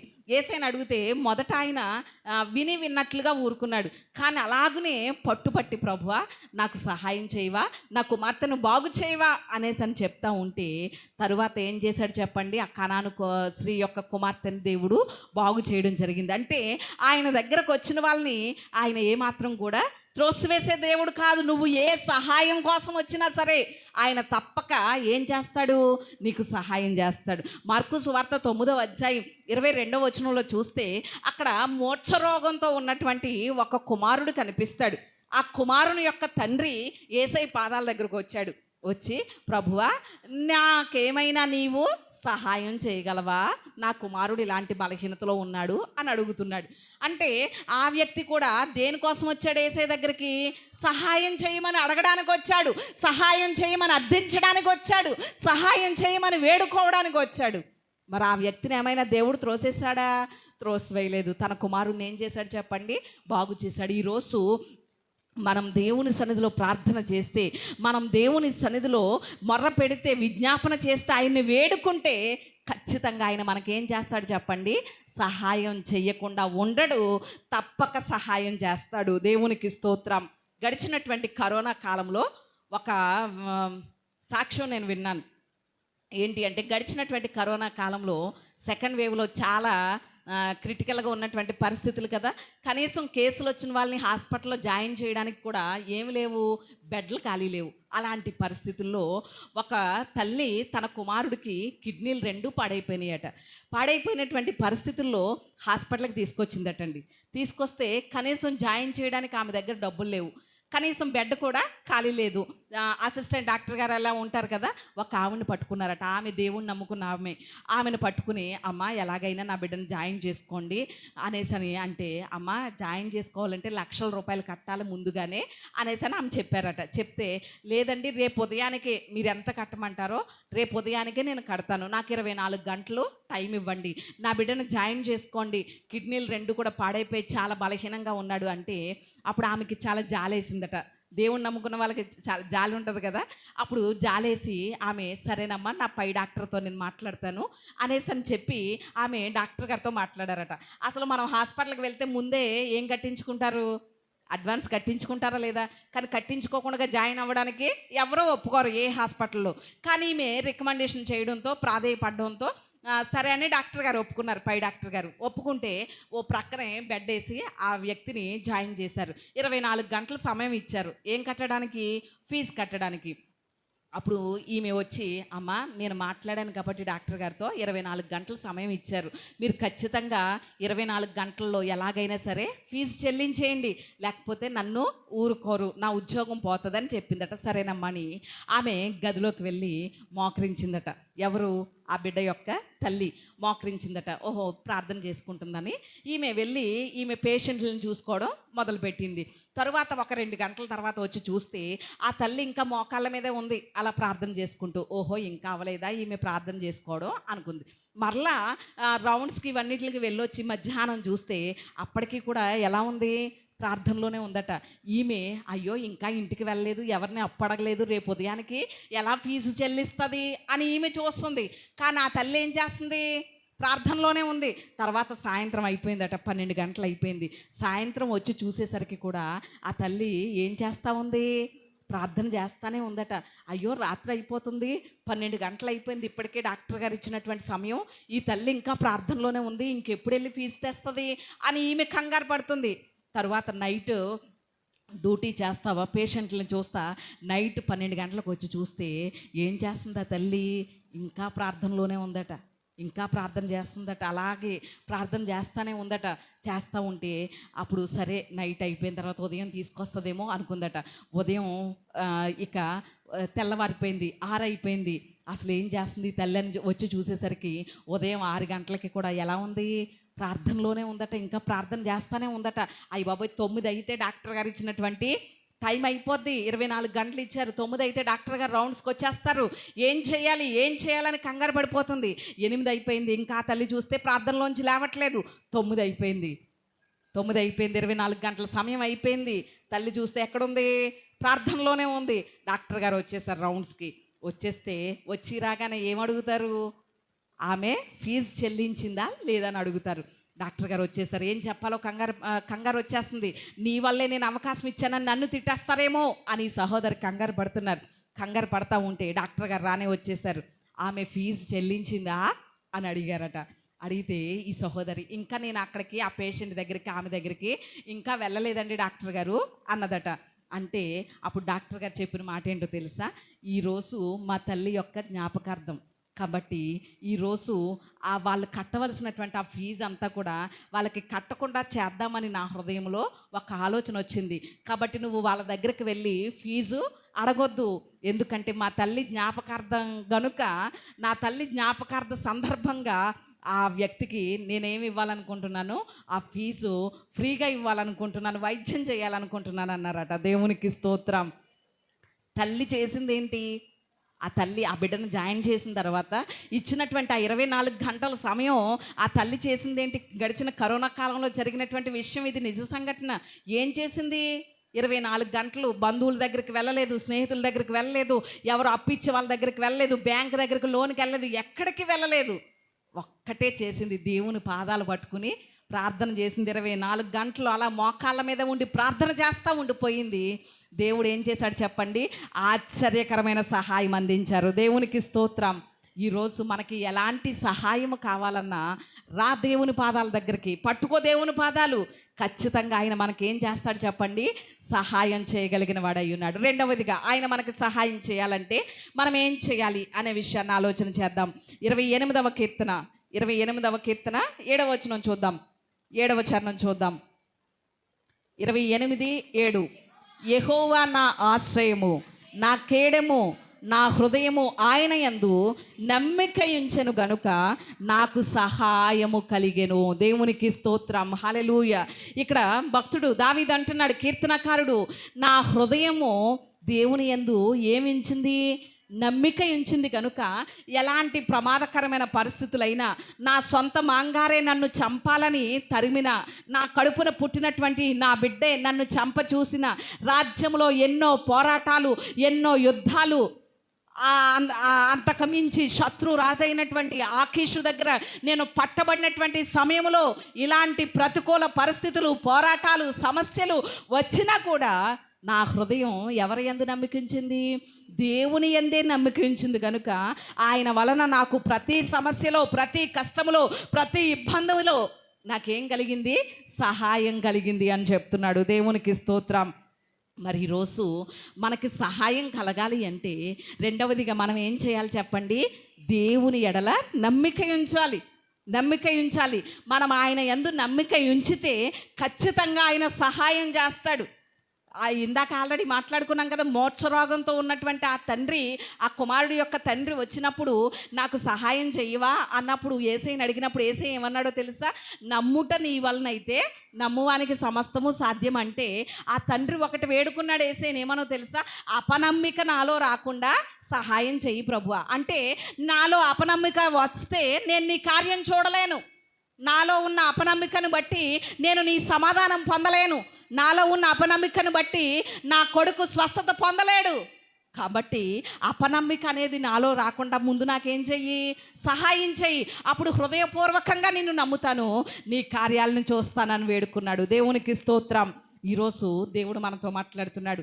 ఆకాశ వాహనుడుగా వచ్చి ఆయన మన ప్రతి పరిస్థితిలో మనకి సహాయం చేయాలి అంటే ఏం చేయాలి చెప్పండి? ఆయన్ని నమ్ముకోవాలి. అందుకని 115వ కీర్తన 9వ చరణం నుండి 13వ చరణం వరకు గనక మనం చూస్తే ప్రతి ఒక్కరికి దేవుడు చెప్తున్నాడు, అహరోను వంశస్థులారా యెహోవాను నమ్ముకొనుడి, ఆయన మీకు సహాయము కేడెము. ఇశ్రాయేలు వంశస్థులారా యెహోవాను నమ్ముకొనుడి, ఆయన మీకు సహాయము కేడెము. యెహోవా యందు భయభక్తులు కలిగిన వారలారా యెహోవాను నమ్ముకొనుడి, ఆయన మీకు సహాయము కేడెము అంటున్నాడు. దేవునికి స్తోత్రం. అంటే అందరం కూడా ఆయన సహాయం పొందాలి అంటే, ఆయన మనకి సహాయం చేయాలి అంటే ఏం చేయాలి చెప్పండి? ఆయన్ని నమ్ముకోవాలి. మరి ఈరోజు మన నమ్మిక దేనిపైన ఉంది? ఎవరిపైన ఉంది? ఎవరిని నమ్ముకుంటున్నాం? మనుషుల్ని నమ్ముకుంటున్నామా? అధికారులను నమ్ముకుంటున్నామా? ప్రభుత్వాలని నమ్ముకుంటున్నామా? వేటినో నమ్ముకుంటున్నామా? లేక ఏదైనా చిన్న బలహీనత వస్తే మన పిల్లలకి కట్టే తాయెత్తుల మీద నమ్మకం ఉంటుంది కానీ ఎవరి మీద ఉండట్లేదు? దేవుని మీద ఉండట్లేదు. దేవునినే గనక నమ్మితే, దేవుని మీదే గనక మనకి నమ్మిక ఉంటే ఇక తాయెత్తులతో పనే ఉంటుంది, ఓళ్ళతో పనే ఉంటుంది, రాళ్ళతో పనే ఉంటుంది, ఏమీ ఉండదు కదా. అంటే ఈరోజు మన నమ్మిక దేని మీద ఉంటుంది అనేది ఆలోచన చేయాలి. ఈరోజు ఇంకా దేవుడు మన జీవితాల్లో ఆయన సహాయాన్ని పొందుకోలేకపోతున్నామంటే, ఆయన మనకి సహాయం చేయలేకపోతున్నాడు అంటే హృదయపూర్వకంగా ఆయన్ని నమ్మలేకపోతున్నాం. హృదయపూర్వకంగా నమ్మలేకపోతున్నాం గనుకనే ఆయన కార్యాలు చూడలేకపోతున్నాం, ఆయన సహాయాన్ని అనుభవించలేకపోతున్నాం. మేము ఈ ఊరు వచ్చిన కొత్తలో, ఈ గ్రామం వచ్చినటువంటి కొత్తలో మా ఆర్థిక పరిస్థితి కానీ, ఆత్మీయ పరిస్థితి కానీ అన్నీ శూన్యమే. అసలు శూన్యమే మా పరిస్థితి. ప్రతి విషయంలో తినడానికి తిండి లేనటువంటి పరిస్థితి.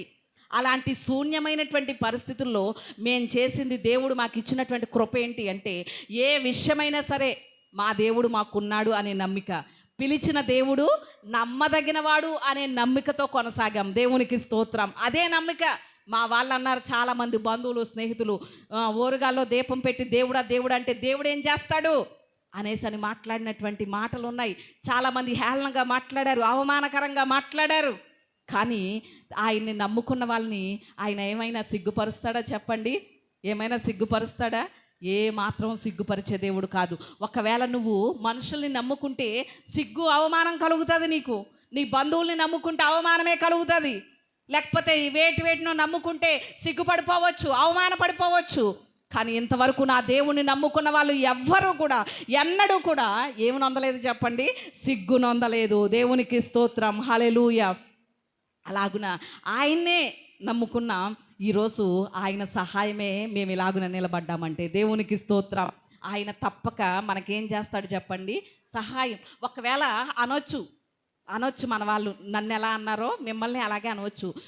దేవుడు అని దేవుడి మీద నమ్మకం వేసి ఉంచితే దేవుడు దిగొచ్చేసి నీకు సహాయం చేసేస్తాడు అనుకుంటున్నావా అని మాట్లాడవచ్చు.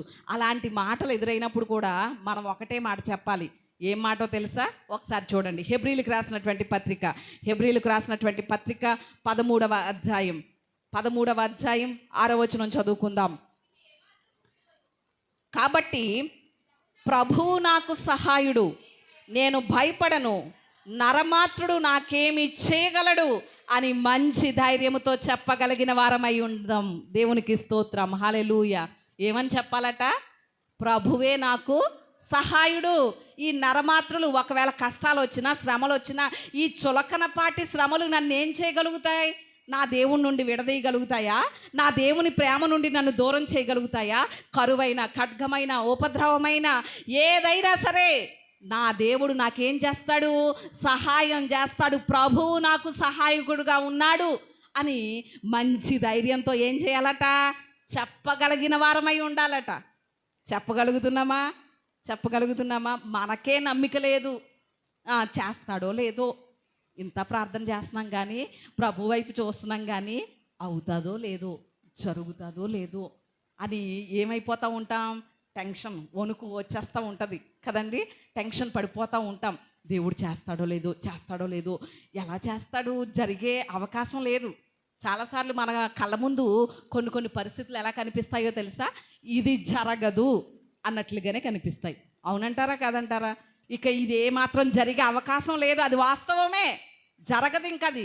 కానీ మనం మాత్రం ఇది జరగదు అనే పరిస్థితి కనిపించినా ఏం చేయాలి? నమ్మిక ఉంచాలి. నమ్మిక ఉంచినప్పుడు అది జరగదని వాస్తవాన్ని చూపిస్తాడు అపవాది. అప్పుడు మంచి ధైర్యంతో ఉన్నాం, జరుగుతుందని నమ్మికతో ఉన్నాం. అప్పుడు ఇంకేం చేస్తాడు తెలుసా? మన మీద బాణాలు వేయడానికి మనుషుల్ని వాడుకుంటూ ఉంటాడు. ఇలాగే కూర్చుని ఉంటే ఏం చేయగలుగుతావు పిల్ల? ఇలాగే ఉంటే ఏం జరుగుతుంది అనుకుంటున్నావు? వెళ్ళి ఎక్కడికి? లక్ష్మీ నరసాపురం వెళ్ళు, లేకపోతే ఇక్కడికి వెళ్ళు అనేసని మనుషులు చేంజ్ చేస్తూ ఉంటారు, సలహాలు ఇస్తూ ఉంటారు, ఆలోచనలు చెప్తూ ఉంటారు కదా. అలాంటప్పుడు మన నమ్మిక సడలిపోకుండా, అటు ఇటు కదిలిపోకుండా ఏం చేయాలి తెలుసా? ప్రభువు నాకు సహాయుడు, నా దేవుడు ఏదైనా చెయ్యగలడు అని మంచి ధైర్యంతో చెప్పగలిగిన వారమై ఉండాలి. దేవునికి స్తోత్రం. మరి ఈరోజు అలా చెప్పగలుగుతున్నామా? అలా ప్రజలతో, అంటే మనతో మాట్లాడేటువంటి వారితో చెప్పగలగాలి అంటే, దేవుని కార్యం వాళ్ళ ముందు కనబడాలి అంటే, దేవుని కార్యం చూసి వారు అవాక్కవ్వాలి అంటే, దేవుని కార్యాన్ని బట్టి వారు కూడా దేవుని వైపు ఆకర్షించబడాలి అంటే, మొదట మనం దేంతో చెప్పాలి? మంచి నమ్మికతో చెప్పాలి. ఆ మాట ఎప్పుడు చెప్పగలుగుతాం? హృదయపూర్వకంగా దేవుణ్ణి నమ్మినప్పుడు చెప్పగలుగుతాం. కానీ నమ్మలేకపోతే ఏం చెప్పగలుగుతాం? నన్ను అన్నారంటున్నాను కదా, ఊరగాల్లో పెట్టి దీపం పెట్టి దేవుడు అంటే దేవుడు ఏం చేయగలుగుతాడు అన్న వాళ్ళతో నేనేం సమాధానం చెప్పాను తెలుసా? ఓరుగాల్లో కాదు, సుడిగాల్లో పెట్టినా నా దేవుడు ఆరిపోనివ్వడని చెప్పాను. దేవునికి స్తోత్రం. ఆ మంచి ధైర్యంతో చెప్పడానికి కారణం ఏంటో తెలుసా? హృదయం నిండా ఎవరి మీద నమ్మిక అంటే నా దేవుని మీదే నమ్మిక. ఎందుకంటే ఏ పరిస్థితిలోనూ దేవుడు నన్ను విడిచిపెట్టడు, నా దేవుడు నాకు సహాయుడు అనేటువంటి నమ్మిక ఉంది గనకనే ఆ మాట చెప్పగలం. అందుకని యెషయా గ్రంథం 50వ అధ్యాయం 7వ వచనంలో చూస్తే, ప్రభువు నాకు సహాయము చేయువాడు గనుక నేను సిగ్గుపడను అంటున్నాడు. దేవునికి స్తోత్రం. ఏం చేయవాడట? ప్రభువు నాకు సహాయం చేయవాడు గనుక నేనేమవను? సిగ్గుపడను అని ఖచ్చితంగా చెప్తున్నాడు. ఈరోజు మనల్ని కూడా ఆయన సిగ్గుపడనివ్వడు.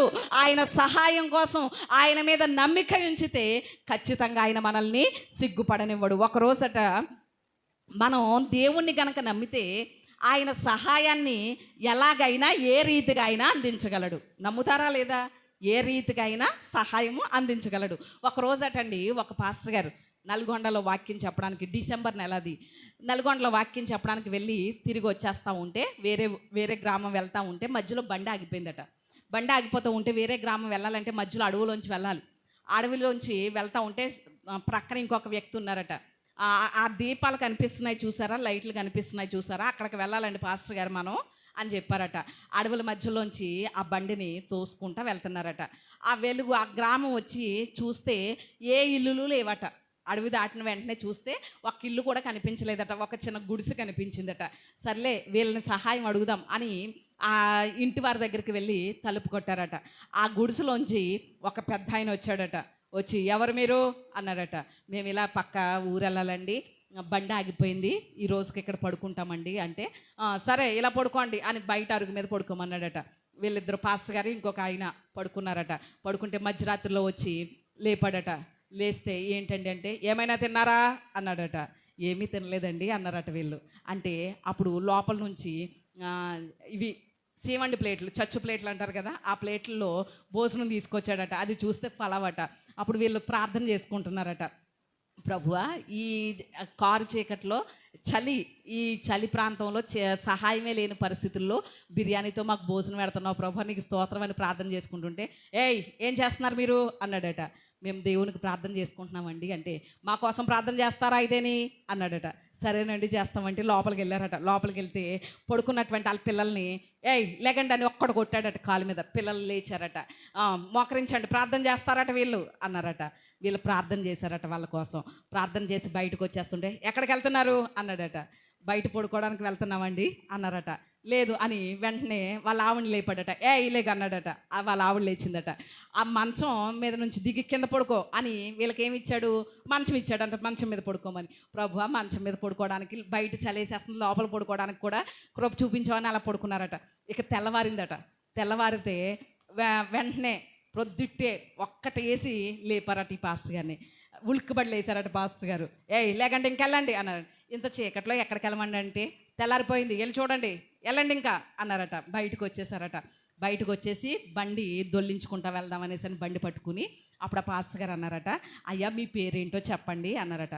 నా పేరు ఎందుకు నీకు అన్నాడట. అదే మీ పేరు తెలుసుకుంటే మీకోసం ప్రార్థన చేయడానికే తప్ప ఇంకేమీ కాదు అన్నారట. వెళ్ళండి వెళ్ళండి అన్నాడట. వెళ్తా బండి తోసుకుంటా కొంచెం ముందుకు 2 అడుగులు ముందుకు వేశారట. అప్పుడు ఈలోగా ఇలా రండి అని కేకేశాడట. పాస్టర్ గారు వచ్చాడట. వస్తే నేను ఎవరో తెలుసా నీకు అన్నాడట. ఎవరో తెలియదండి, అందుకే మీరెవరో మీ పేరేంటి అని అడిగాను నేను అన్నారట పాస్టర్ గారు. నేను ఒక నక్సలైట్ని. ఎవరు చెప్పండి? నక్సలైట్ని. నా పేరు చెప్పినా, మీరు రాత్రి అంతా ఇక్కడ ఉన్నారని చెప్పినా మిమ్మల్ని తీసుకెళ్ళి ఎక్కడ వేసేస్తారు? జైల్లో వేసేస్తారు. కాబట్టి ఎవరికి చెప్పకండి, వెళ్ళిపోండి అన్నాడట. దేవునికి స్తోత్రం, హల్లెలూయా. అంటే నక్సలైట్లు మనల్ని చూస్తే ఏం చేస్తారు? చంపేస్తారు. లేకపోతే వాళ్ళ కోరికలు ప్రభుత్వం దగ్గర నుంచి తీర్చుకోవడం కోసం మనల్ని ఏం చేస్తారు? బంధించేస్తారు. కానీ సహాయం చేస్తారా అంటే, దేవుడిని గనక మనం నమ్ముకుంటే, దేవుని మీదే గనక పూర్తిగా నమ్మిక ఉంచితే, ఏ దిక్కు నుండి ఎలాగైనా కూడా మనకేం చేయగలుగుతాడు? సహాయం చేయగలుగుతాడు. దేవునికి స్తోత్రం, హల్లెలూయా. ఆయన మనకి సహాయం చేయాలి అంటే మొట్టమొదటిగా ఏం చేయాలి చెప్పండి? ప్రార్థన చేయాలి, ఆయన్ని వేడుకోవాలి. రెండవది ఆయన యందు పూర్తిగా నమ్మిక ఉంచాలి. అప్పుడు ఆయన మనకి సహాయం చేస్తాడు. మూడో మాట చెప్పి నా మాటలు నేను ముగిస్తాను. మూడవదిగా ఆయన మనకి సహాయం చేయాలి అంటే ఏం చేయాలి? 33వ కీర్తన 21వ వచనం చదువుకుందాం. 33:21. మన ప్రాణము యెహోవా కొరకు కనిపెట్టుకొనుచున్నది, ఆయనే మనకు సహాయమును మనకు కేడెమునై ఉన్నాడు. దేవునికి స్తోత్రం, హల్లెలూయా. ఇక్కడ మూడవదిగా ఆయన మనకి సహాయం చెయ్యాలి అనేసనంటే మన ప్రాణం ఎవరి కొరకు కనిపెట్టాలి? దేవుని కొరకు కనిపెట్టుకోవాలట. దేవునికి స్తోత్రం, హల్లెలూయా. అంటే మనము గనక ఆయన కొరకు కనిపెడితే తప్పక ఆయన ఏం చేస్తాడు? సహాయం చేస్తాడు. ఆయన కొరకు కనిపెడితే ఏం చేస్తాడు చెప్పండి? సహాయం చేస్తాడు. మరి ఈరోజు ఎంతవరకు మనం కనిపెట్టుకోగలుగుతున్నాం? చాలాసార్లు ఏమనుకుంటామో తెలుసా? ప్రభువా నాకు సహాయం చెయ్యి అని ఇంత నమ్మిక ఉంచాను కదా, ఇంత ప్రార్థన చేస్తున్నాను కదా, మరి దేవుడు ఇంకా సహాయం చేయడేంటండి? నాకు ఇంకా నా జీవితంలో అద్భుతం చేయడేంటండి? ఇంకా నా బిడ్డ జీవితంలో సహాయం చేయడేంటండి? దేవుని సహాయం మేము పొందుకోలేకపోతున్నాం ఏంటండి? అనేసి అనుకుంటూ ఉంటాం. కానీ దేవుడు ప్రతిదానికి ఏమి నిర్ణయించాడు చెప్పండి? ఒక సమయాన్ని నిర్ణయించాడు. నిన్ను హెచ్చించడానికైనా, నీ జీవితాన్ని మార్చడానికైనా, నీ జీవితంలో ఆయన సహాయం చేయడానికి ఒక సమయాన్ని నిర్దేశించి ఉంచాడు. ఆ సమయం వచ్చే వరకు కూడా మనం ఏం చేయాలి చెప్పండి? ఎదురు చూడాలి, కనిపెట్టాలి, ఓపికతో ఉండాలి. కంగారు పడిపోతే కార్యాలు జరిగిపోతాయా చెప్పండి? ఏమాత్రమో జరగవు. కాలాలు సమయాలు అన్నీ కూడా ఆయన ఆధీనంలో ఉన్నాయి. ఒక సమయాన్ని ఆయన నిర్దేశించి ఉంచాడు కనుక ఆ సమయం వచ్చే వరకు మనం కనిపెట్టాలి. అందుకని అపోస్తల కార్యముల గ్రంథం 1వ అధ్యాయం 7వ వచనంలో చూస్తే కాలములు సమయములు అన్నీ కూడా తండ్రి స్వాధీనంలో ఉన్నాయి అనేటువంటి మాట కనిపిస్తుంది. 31వ కీర్తన 15వ వచనంలో చూస్తే భక్తుడు ఏమంటాడో తెలుసా? నా కాలగతులు నీ వశములో ఉన్నాయి అనేటువంటి మాట చెప్తాడు.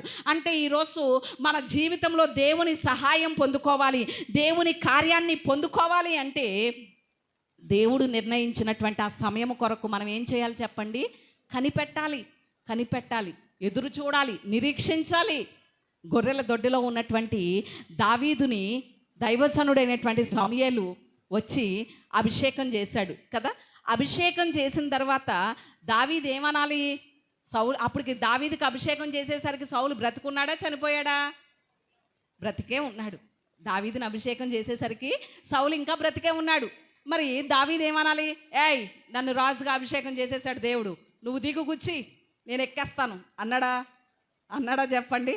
అనలేదు. అంటే ఆ కుర్చీ ఎక్కే సమయం, సింహాసనం ఎక్కే సమయం కోసం దావీదు ఏం చేశాడు? అభిషేకం అయిపోయినా కానీ కనిపెట్టాడు. దానికి ఒక సమయాన్ని దేవుడు నిర్దేశించాడు. సౌలుకు దురాత్మ పట్టాలి, యుద్ధంలో ఓడిపోవాలి, మరణించాలి, అప్పుడు దావీదు ఎక్కాలి కదా. అది ప్రాసెస్. అంటే మన జీవితంలో కూడా దేవుడు ఒక కార్యం చేయడానికి, దేవుడు తన సహాయాన్ని మనకి అందించడానికి ఏమి ఉంచాడు చెప్పండి? ఒక ప్రాసెస్ను ఉంచాడు. ఏముంచాడు మన జీవితంలో? ఒక ప్రాసెస్ ఉంచాడు, ఒక సమయాన్ని ఉంచాడు. మరి ఆ సమయం వచ్చే వరకు మనం ఏం చేయాలి అంటే కనిపెట్టాలి. ఈరోజు ప్రార్థన చేసేసి రేపు కార్యం జరగలేదేంటి ప్రభు అంటే ఎక్కడ జరిగిపోతుంది? మనం నిరీక్షించాలి కదా, కనిపెట్టాలి. కొన్నిసార్లు మన జీవితంలో దేవుని కార్యాలు ఆలస్యం అవుతున్నాయి అంటే కూడా ఏంటో తెలుసా? మనం ఎంతవరకు కనిపెట్టగలం? కనిపెట్టడం అనేది మనకు వచ్చిందా లేదా అని దేవుడు ఏం చేస్తాడు? టెస్ట్ చేస్తాడు. కొన్నిసార్లు పరీక్షిస్తాడు. కనిపెట్టడం వచ్చిందా లేదా, ఓపికతో ఉండడం వచ్చిందా లేదా, నిరీక్షణతో ఎదురు చూడడం నా బిడ్డకి వచ్చిందా లేదా అని కొన్ని కార్యాలు మన జీవితంలో ఆలస్యం చేసి మనల్ని పరీక్షిస్తూ ఉంటాడు దేవుడు. అది వ్యాపారమే కావచ్చు, అభివృద్ధి కావచ్చు, ఆశీర్వాదమే కావచ్చు, భర్త గురించే కావచ్చు, బిడ్డల గురించే కావచ్చు, ఏదైనా సరే ఆయన మనకి కనిపెట్టడం నేర్పించాలనుకుంటాడు. అందుకనే కొన్ని కార్యాలు మన జీవితంలో ఏం చేయడు చెప్పండి? వెంటనే చెయ్యడు. వెంటనే ఎందుకు ఆయన సహాయం చెయ్యడు, ఎందుకు కార్యాలు చెయ్యడు అంటే ఓపిక పట్టడం, కనిపెట్టడం మనకి నేర్పించాలనుకుంటాడు. లేకపోతే మనం నేర్చుకోలేం. ఏదైనా నేర్పిస్తేనే కదా నేర్చుకోగలుగుతాం. మనం పుట్టుకతోటే వంట చేయడం మనకి రాదు, మరి నేర్పిస్తేనే కదా. చాలామందికి తల్లిదండ్రుల దగ్గర ఉన్నంతసేపు కూడా వంట చేయడం రాదు. చాలా ఆడపిల్లలకి పెళ్ళి అయ్యాక వస్తుంది కదా. అలాగే నేర్చుకుంటేనే కదా. ఈరోజు మన జీవితంలో కూడా కనిపెట్టడం అనేటువంటి ఒక పద్ధతిని దేవుడు మనకి నేర్పించడం కోసమే కొన్నిసార్లు మన జీవితాల్లో ఆయన కార్యాలు ఆలస్యం చేస్తూ ఉంటాడు. యోసేపు జీవితం చూడండి. ఆ తల్లిదండ్రుల దగ్గర ఉండగానే ఒక కళను చూపించాడు దేవుడు. యోసేపు పట్ల ఉన్న ప్రణాళిక ఏంటో యోసేపుకి చూపించాడు. తల్లిదండ్రులు అన్నదమ్ములు అందరూ కూడా ఏం చేసినట్లు? నమస్కరిస్తున్నట్లు. మరి వెంటనే యోసేపు ఏమనాలి? అన్నలారా రండి, నా కాలు మీద పడండి అన్నాడా? అనలేదు. కానీ దానికి కూడా ఏముంది చెప్పండి? ఒక ప్రాసెస్ ఉంది, ఒక సమయం ఉంది. దేవుడు నిర్దేశించినటువంటి ఒక సమయం. ఆ సమయం వరకు యోసేపు కనిపెట్టాడు గనుకనే ఆ కళ ఏమైంది చెప్పండి? నెరవేరింది. అంతవరకు చాలా హేళనలను భరించాడు. అన్నదమ్ములే అన్నారు, కళలు కనేవాడు వస్తున్నాడు రా అన్నాడు. ఈరోజు మనము కూడా దేవుని కార్యం కొరకు కనిపెడతా ఉంటే, దేవుని సన్నిధిలో ప్రార్థన చేస్తూ ఉంటే, దేవుని మీద నమ్మిక ఉంచుతూ ఉంటే మన తోటివారే అంటారు ఏమనో తెలుసా? తెగ పరిచర్య చేసేస్తుందిరా బాబు, తెగ ప్రార్థన చేసేస్తుందిరా బాబు, తెగ భక్తి చేసేస్తుందిరా బాబు అని మనల్ని కూడా యోసేపుని అన్నదమ్ములు ఎలా హేళన చేశారో మనల్ని కూడా చేస్తారు. కానీ దేవుని సహాయం మనం పొందుకోవడానికి దేవుడు నిర్దేశించినటువంటి సమయం వచ్చినప్పుడు తప్పక ఆయన కార్యం చూస్తాం. దేవునికి స్తోత్రం, హల్లెలూయా. అందుకనే 25వ కీర్తన 3వ వచనంలో చూస్తే, తన కొరకు కనిపెట్టు వారిలో ఎవ్వడునూ సిగ్గునొందడు. ఆయన కొరకు కనిపెడుతున్నావా? ఆయన సహాయం కొరకు కనిపెడుతున్నావా? ఆయన కార్యం కొరకు కనిపెడుతున్నావా? నిన్ను ఏమాత్రము కూడా నా దేవుడు సిగ్గుపరచడు. నిరీక్షించు, ఎదురు చూడు, ఆయన సహాయం తప్పక పొందుకుంటావు. గడిచినటువంటి కరోనా దినాల్లో ఒక ఆయన 50 సంవత్సరాలు, ఆయనకి 51 సంవత్సరాలు అనుకుంటా, 1987 ఆయన డేట్ ఆఫ్ బర్త్ అనుకుంటా. 87 నుంచి డేట్ ఆఫ్ బర్త్ కాదు, 1987 నుంచి 10th క్లాస్ ఎగ్జామ్స్ రాస్తున్నాడంట. నహరుద్దీన్ అనేటువంటి ఆయన ఎన్ని సంవత్సరాలు రాశాడో తెలుసా? 33 సంవత్సరాల నుంచి 10th క్లాస్ ఎగ్జామ్స్ రాస్తానే ఉన్నాడట. దేనికోసం? 10th పాస్ అవ్వాలి అని ఒక గోల్ పెట్టుకున్నాడు. 1987వ సంవత్సరం నుండి 10th క్లాస్ ఎగ్జామ్స్ రాస్తానే ఉంటున్నాడు. ప్రతి సంవత్సరం ఫెయిల్ అయిపోతున్నాడు, ప్రతి సంవత్సరం రాస్తానే ఉంటున్నాడు నహరుద్దీన్. ఆయన చాలా పెద్ద ఆయన, ముస్లిం ఆయన, కానీ రాస్తానే ఉంటున్నాడు, ప్రతి సంవత్సరం ఫెయిల్ అయిపోతున్నాడు. అలా ఎన్ని సంవత్సరాలు రాశాడు? అసలు సబ్జెక్ట్స్ చూస్తే 6 సబ్జెక్ట్స్, కనీసం ఒక్కొక్క సంవత్సరం ఒక్కొక్క సబ్జెక్ట్ పాస్ అయినా 6 సంవత్సరాల్లో పాస్ అయిపోతాం కదా. కానీ ఎన్ని సంవత్సరాలు అంటే 33 సంవత్సరాలు రాశాడు. కరోనా పాస్ అయ్యాడు. దేవునికి స్తోత్రం, హల్లెలూయా. అంటే చూసారా, ఆయన యొక్క నిరీక్షణ ఏమాత్రం వ్యర్థం అవ్వలేదు. మొత్తం మీద ఏదో రకంగా 10th క్లాస్ పాస్ అవ్వాలని పెట్టుకున్నాడు. ఎన్ని సంవత్సరాలు అయినా పాస్ అయ్యాడా లేదా? పాస్ అయ్యాడు. అంటే ఈరోజు మన నిరీక్షణ మనల్ని ఏం చేయదు చెప్పండి? సిగ్గుపరచదు. దేవుని కార్యం కొరకు కనిపెట్టాలి. ఒక విత్తనం వేసామంటే ఈరోజు విత్తనం వేసి రేపు ఉదయం పండు కావాలంటే వచ్చేస్తుందా? అది ప్రాసెస్ ఉంటుంది. ఆ విత్తనం భూమిలోకి వెళ్ళాలి, మొక్క అవ్వాలి, అది ఎదగాలి, ఫలించాలి, అప్పుడే ఆ పండ్లని మనం అనుభవించగలుగుతాం కదా. ఈరోజు మన జీవితంలో కూడా దేవుని సహాయం కావాలి అంటే ఖచ్చితంగా మనం ఏం చేయాలి చెప్పండి? కనిపెట్టాలి, నిరీక్షించాలి. ఒకరోజు అటండి, ఒక ఉరి శిక్ష పడ్డటువంటి ఖైదీ, మరణశిక్ష విధించేశారు రాజుకి, ఒక వ్యక్తికి. ఆ వ్యక్తి వచ్చి రాజుగారి దగ్గరకు వచ్చి, రాజుగారు మీరు గనక నా మరణశిక్ష 1 సంవత్సరం గనక వాయిదా వేస్తే మీ గుర్రం, రాజుగారు గుర్రం మీద వస్తారు కదా, మీ గుర్రం ఎగిరేటట్లు చేస్తానన్నాడట. ఏం చేస్తాడట? ఎగిరేటట్లు చేస్తాడట. రాజుగారికి ఆశ్చర్యం వేసేసిందట. ఇదేంటి, గుర్రం ఎక్కడైనా ఎగురుతుందా? ఎగరదు కదా, ఎగిరేటట్లు చేస్తాడా? సరే అయితే నీ మరణశిక్ష ఎన్ని రోజులు వాయిదా వేస్తున్నాను? 1 సంవత్సరం వాయిదా వేస్తున్నాను. ఈ సంవత్సరం అయిన తర్వాత గుర్రం ఎగిరేటట్లు చెయ్యకపోతే అప్పుడు చెప్తాను నీ సంగతి అన్నారట రాజుగారు. సరే అనేసాను అనుకున్నాడు. వచ్చేసాడు ఇంటికి. వచ్చేస్తే అప్పుడు తన స్నేహితుడు అన్నాడట, ఒరే గుర్రం ఎగిరిలా ఎలా చేస్తావురా నువ్వు అన్నాడట స్నేహితుడు. అప్పుడు ఇతను అంటున్నాడట, ఏమో ఈ సంవత్సర కాలంలో ఏదైనా జరగవచ్చు. రాజుగారే చనిపోవచ్చు, లేక నేనే చనిపోవచ్చు, గుర్రమే చనిపోవచ్చు, కరోనాయే వచ్చేయచ్చు, లేక గుర్రం ఎగరవచ్చు. ఎవరు చెప్పగలుగుతారు? చెప్పలేం కదా. కానీ ఆ నిరీక్షను బట్టి నా మరణం నాకు 1 సంవత్సరం వాయిదా పడింది, 1 సంవత్సరం ఆయుష్ పెరిగింది కదరా అన్నాడట తన స్నేహితుడితో. అంటే ఆ వ్యక్తి యొక్క నిరీక్షణ చూడండి, ఏదైనా జరగవచ్చు సంవత్సరంలో. అంటే కొన్నిసార్లు మన పరిస్థితి, అంటే ఆ వ్యక్తి యొక్క నిరీక్షణ సంవత్సర కాలం బ్రతికేలా చేసింది అతన్ని.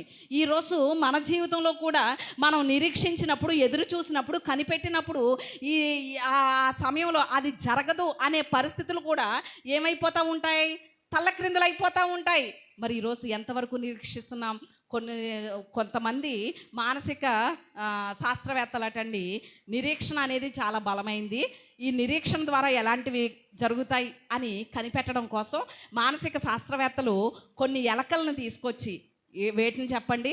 ఎలకలను తీసుకొచ్చి వాటర్ ట్యాంక్లో పడేశారట.